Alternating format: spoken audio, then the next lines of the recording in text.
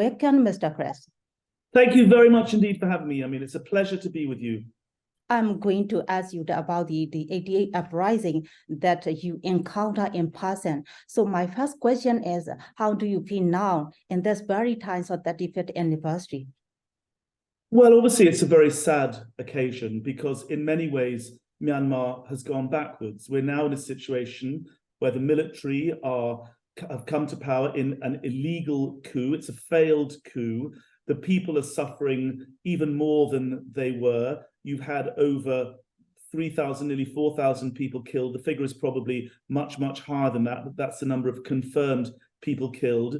24,000 people detained since this illegal coup. The economy is really in a terrible situation. The vast majority of people in Myanmar are living on subsistence. The economic prospects are really quite disastrous. And Myanmar has basically one friend on the international stage, Russia, half a friend in China, is isolated. And it's very hard to see how the future can improve unless the military go. Now, one of the interesting things about the situation now is that in 1988, there was no internet. There was a Gen Z that was very salami sliced. It was cut up into different pieces. They couldn't really be as joined up as they are now. The students were extraordinary. They were brave. They were committed. They were intelligent. They were strategic. The 88 student generation were extraordinary people who sacrificed, in many cases, their lives, and many sacrificed their futures. But what's different, I think, today is that Gen Z are simply outclassing and outperforming and have made fools in many ways of the military. The military is struggling to maintain their grip on power. They control less than half of the country. They don't control the borders. So things are very, very different. The democratic forces are much better organized, I think. They're much stronger. They're much more coherent. And, I think they stand a much better chance of confronting and indeed overthrowing the military regime. So my question is, what was the driving force for you to come to Myanmar in this very time? I was a very young cub reporter at the BBC, and it was the middle of the summer, and all the really important big shot reporters were away on summer holiday with their families. So there was basically me in the newsroom reporting on what was then Burma. And in the previous September, General Ne Win had demonetized, a little bit like is going on now, and had got rid of various denominations of chat notes. And because the banking system had collapsed and people were keeping their life savings literally in a bag underneath their beds, suddenly with the demonetization, suddenly people's life savings were worth nothing. So we saw the beginnings of anti-government protests in Prome and in other places.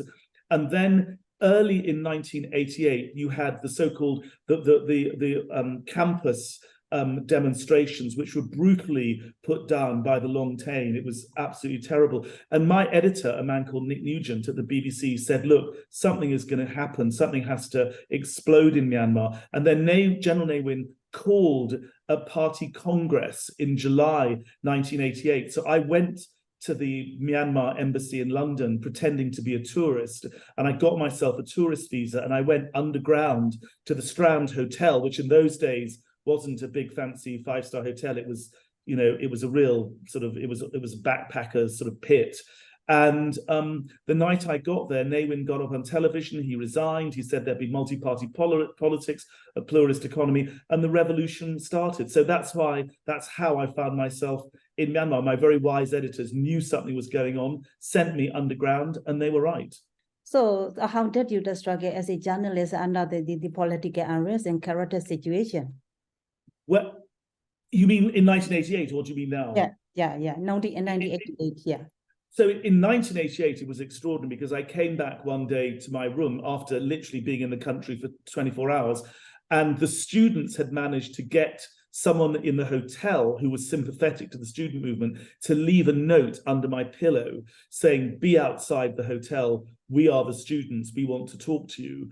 And so I was outside. I actually had to meet them at the Sule Pagoda, and they bundled me into a car and we changed cars. It was all very dramatic, cloak and dagger stuff.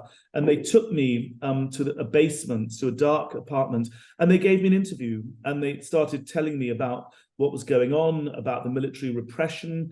I was also contacted by an amazing man called Une Min, who was a 42-year-old Rangoon lawyer who became a major news force for me. And Une Min introduced me to various army officers who told me about the terrible situation, the appalling injustices which the army were committing, human rights abuses they were committing against people in the ethnic nationalities areas.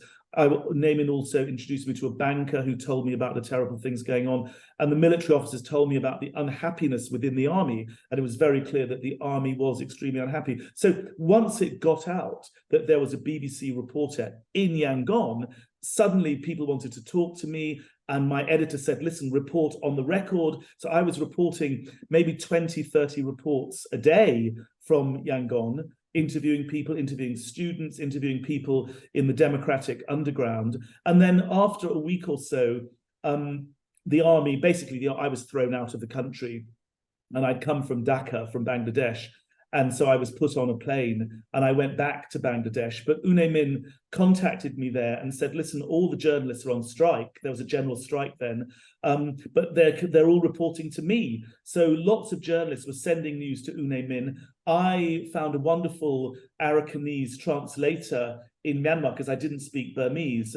And I would phone up Une Min literally for 6 hours a day and get news and make, 20, 30 reports. And this went on for months. And the key thing to say about this is that in a way, I was like the Twitter and Facebook of that revolution, because suddenly people up in the north, in Michia, they knew what was going on, way down in the south, people in the east. And so suddenly everyone in Myanmar knew that there was a huge nationwide uprising going on. And I think it was my reports that allowed the people of Myanmar, remember, this is before the internet, so no one had an idea of what was going on except through my reporting on the BBC. So the army hated me because, in those days, there were 44 million people in Burma.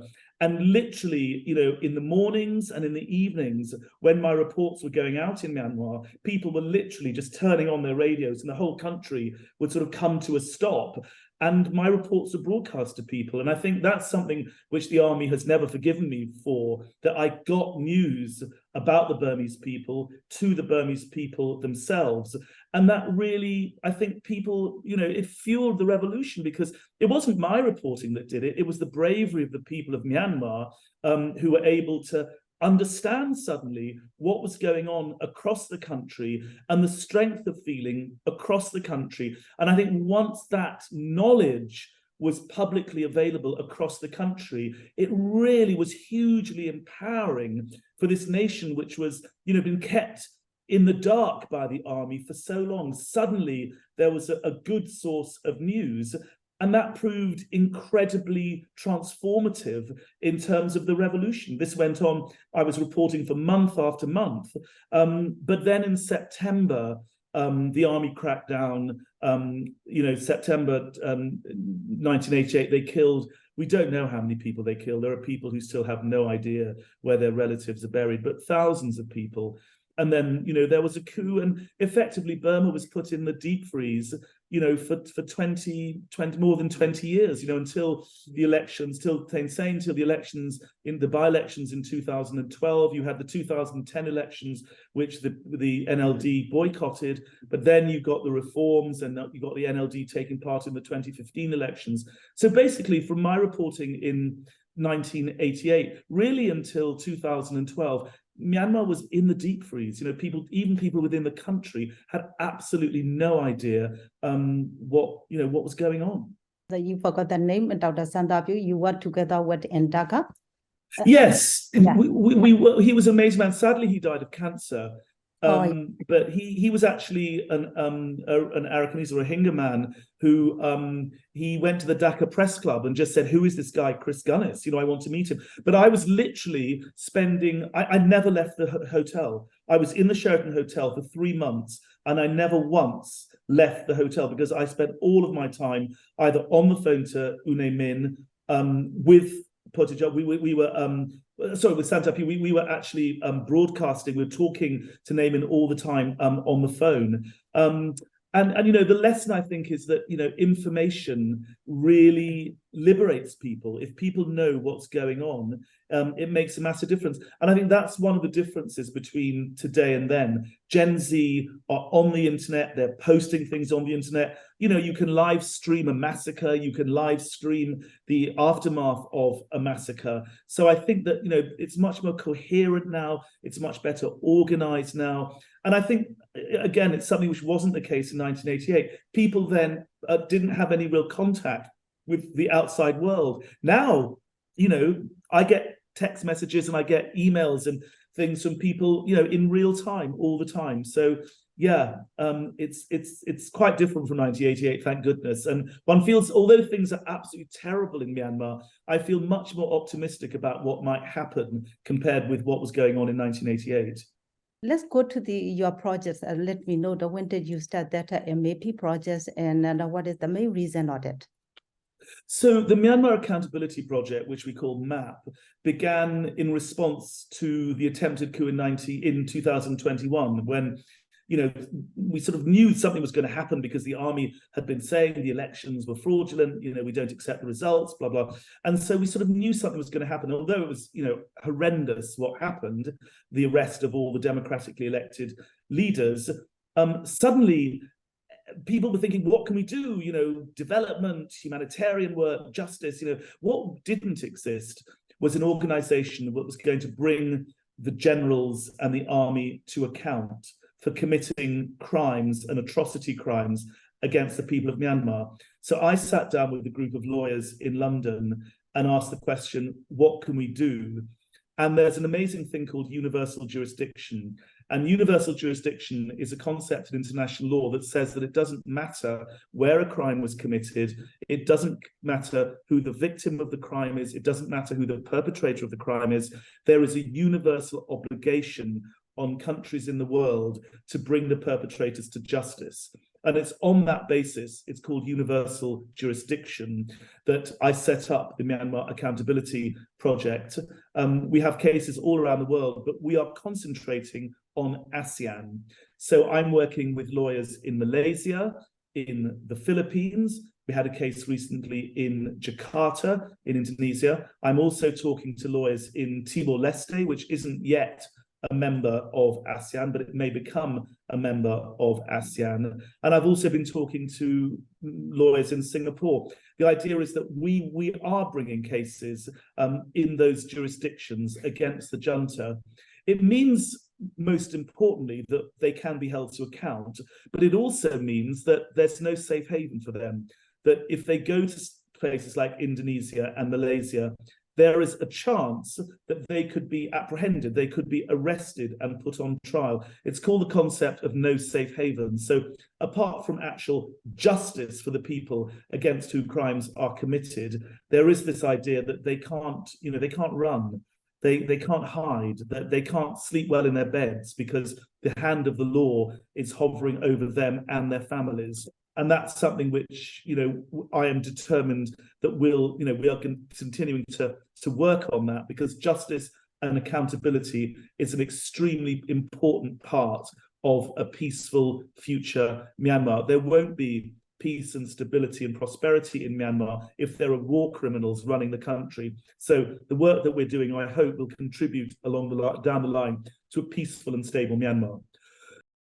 You just point out the accountabilities and the justice, and also the people normally believe that and saying that finally justice will prevail. But in this regard, you know, the Myanmar military junta, it still commit a lot of crime since the 1880 revolution. No, before the 1880 revolutions, and still continued up to now, the time now we are discussing, and no one can stop it. So my question is, how to understand why it has been happening like that? Look, the real unanswered question, the big question that's hovered over Myanmar since independence, since 1948, is the role of the military. the British left behind a country where the only functioning institution, frankly, was the army. And one of the terrible legacies of British colonialism, of the empire, is that the institutions that countries need, a functioning judiciary, a functioning parliament, a functioning health service, a functioning road service, a functioning tax collection system, a functioning economy. None of those things were left behind by the British. The British were simply there to exploit the wealth of Myanmar. That's what colonialism is. Colonialism is thoroughly evil. And what it meant was that when the British left, the only institution that was strong enough to attempt to run the country was the military. And there have been various attempts since the 1960s, in the 50s, in fact, and beyond, to answer this question: what is the role of the army? And until there is a military leader who sees that Myanmar can only prosper, can only function, can be a member of the community of civilized nations, when the army is under the control of the civilian leadership. There, of course, is a role for the army in national security. All countries need their armies. But the role of the military has to be properly thought through in Myanmar. And in the present situation, that's never going to happen. What we need is a military that is led by someone who is wise enough, and Min Aung Hlaing is a stupid, he's an idiot. I mean, he doesn't see this. But it needs a military that is wise enough to realize that long term, the people of Myanmar, and that includes the army, can only prosper if the army are in their barracks and under the control of a civilian leadership. There has to be some kind of equitable situation where the army does not feel threatened, that the army feels it has a stake in the future of the country. But at the moment, this gang of criminals who are in charge of Myanmar, they will never, ever allow Myanmar to get to that point. And I think what has to happen is there has to be more fighting. I think the balance of power, the strategic balance, has to change. I think the army, and I think that's going to happen, I think increasingly the army will realize that they can't win the war on the ground. They can only do these terrible, indiscriminate and disproportionate air attacks. But sooner or later, the balance will tip. The army will realize that it really does not have control, and it never will have control of Myanmar. That, I think, coupled with support from external factors, we've seen the Burma Act in the United States, but I think there has to be a lot more support, particularly from countries in the region. I mean, countries in the region are seeing more and more refugees pouring out of Myanmar, in India, in Thailand, in Bangladesh, and in other countries. We've seen Myanmar emerging as a center of narcotics. We've seen Myanmar emerging as a center of regional criminality. None of these things are good for the Southeast Asian region. None of these things are good for the countries in the region. And I think eventually there will be a critical mass which is achieved, that both internally the army will realize that there is no future, they're being killed, there is no future for them. But that will be matched, I think, with external factors. And eventually, I have no doubt, the tipping point will come. Don't forget that the Soviet Union collapsed in 6 weeks.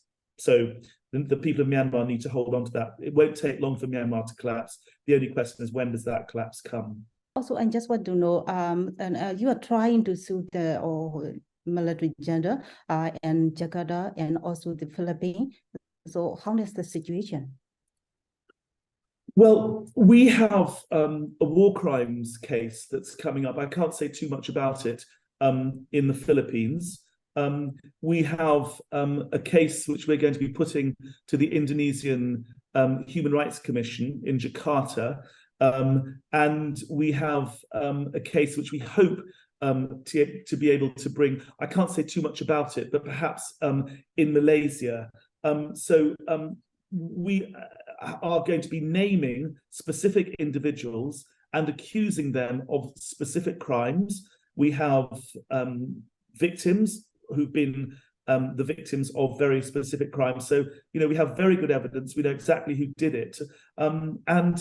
The other thing about, and we will bring those cases, and hopefully arrest warrants will go out, or if people go into those jurisdictions, they will be arrested. But the other thing to say is around our legal cases, we do a lot of advocacy, because at the moment there's a PR battle raging, and the junta is very aware of the PR battle. That's one of the reasons, I think, why they reduced the sentences of Aung San Suu Kyi and others, because they want the world to think that they are merciful and kind and generous. But I mean, we all know that it's an illegal junta. They've just extended emergency rule for the fourth time. Well, the 2008 constitution, which was never approved by the people of Myanmar anyway, only allows the state of emergency to be extended twice. So it was an illegal coup. The coup itself was a violation of the constitution. The sentences which were imposed on democratic leaders were kangaroo courts. They were illegal courts by an illegal regime. It's a joke. They have no legitimacy whatsoever. It's all part of the PR battle. But I think it's fair to say that the junta is losing the PR battle. And around all of our cases, we do a lot of advocacy. So we demonize and we delegitimize a completely illegal and illegitimate regime. So, that's another aspect of the work of MAP, which I think it's important to stress. It's the fact that there is a regime that's struggling for international legitimacy. And while there are cases of the sort that MAP is bringing, we are part of the efforts to deny them any legitimacy. During half years of the revolution, and Myanmar people feel like the international community is so silent, so they feel like that. So how do you stand on it? Well, I agree that there are terrible things going on in Ukraine. There are terrible things going on in Syria, in Yemen, all over the world. You've got global warming or climate change. You've got fires. You've got floods in Beijing. I mean, every minute there's a fresh story that is going to push Myanmar off the headlines. But I think it's important to realize that there is a strong network of people, like part of that network of organizations like MAP, and we on the outside world are working tirelessly to make sure that the plight of the people of Myanmar is never forgotten by the outside world. And the 8th of the 8th is another example of where we will all be making a lot of noise, and we will make sure that the people of Myanmar are never forgotten, that they feel that there are people like me, like MAP, like the organizations we all work for, to make sure that they are never forgotten and that one day there will be justice for the people of Myanmar. Wonderful. Thank you so much, Chris. Thank you for your discussion. Thank you for your time.